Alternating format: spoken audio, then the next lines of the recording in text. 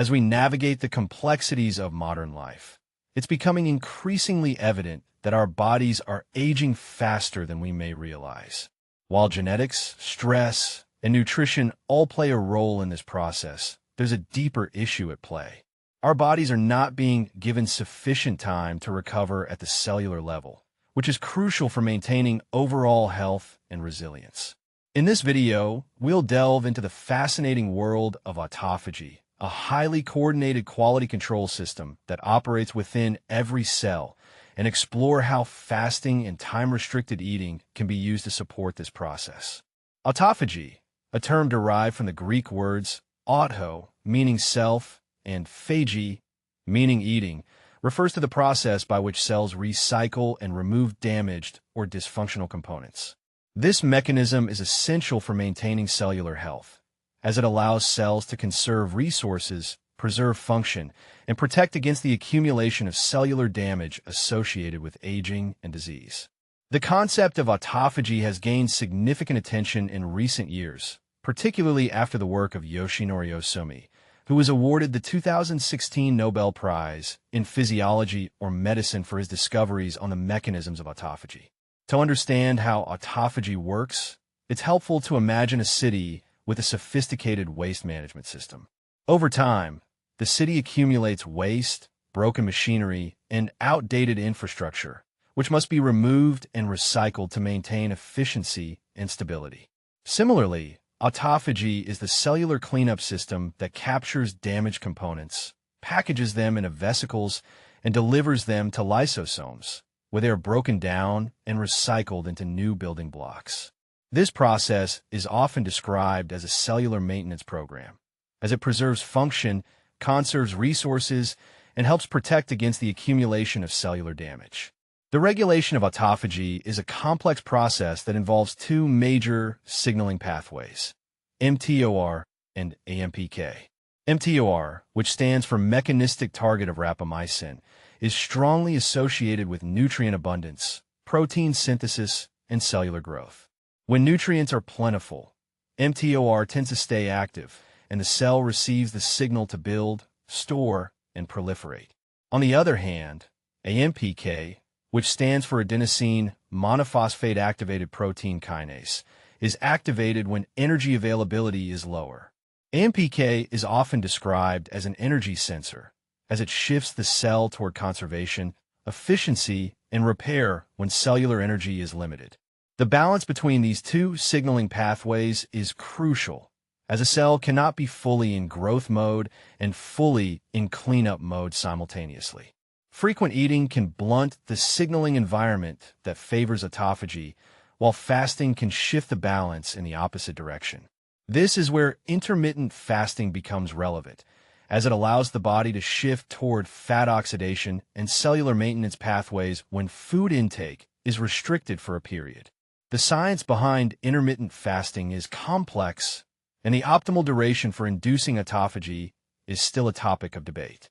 However, the evidence suggests that a gradual process rather than an instant event is involved.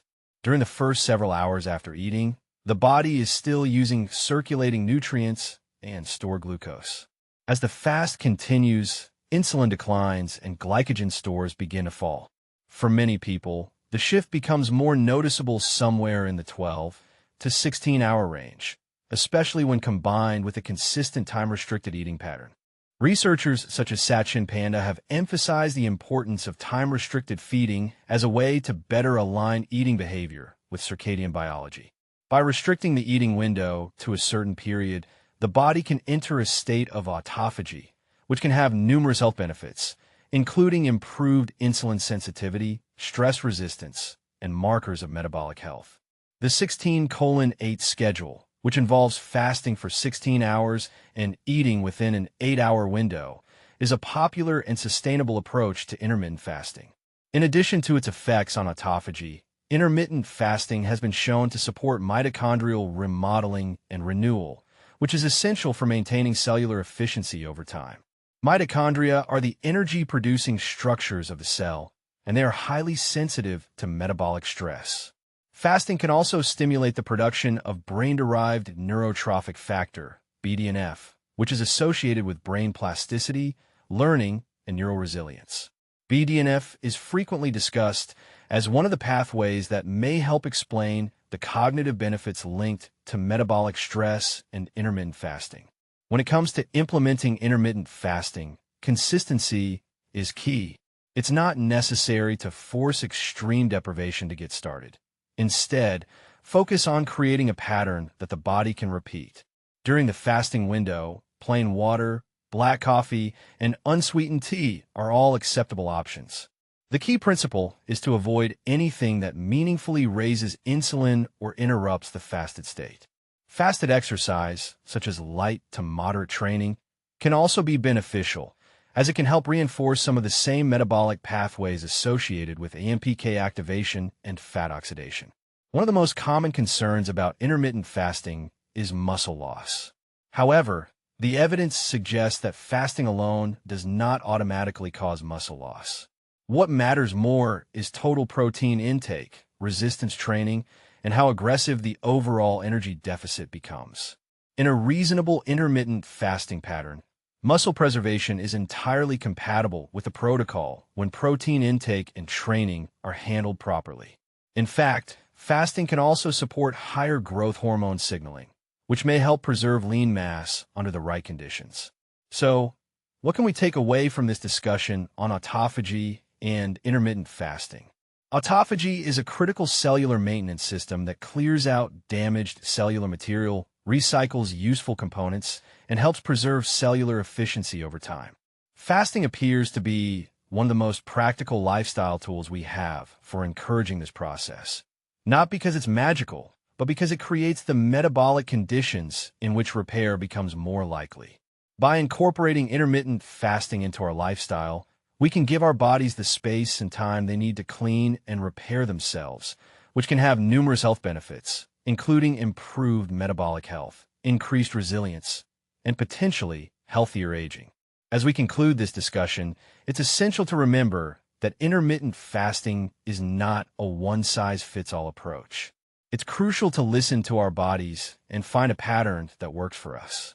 Whether it's the 16:8 schedule or another approach, the key is to create a sustainable and consistent pattern that allows our bodies to enter a state of autophagy. By doing so, we can take control of our health and well-being and potentially improve our overall quality of life. If you've been thinking about intermittent fasting as only a weight loss strategy, it may be time to see it differently. At its core, it's a tool for cellular organization, metabolic flexibility, and potentially a tool for healthier aging. So, the real question is not whether your body can clean itself. It can. The question is whether you are giving it enough time to do the job.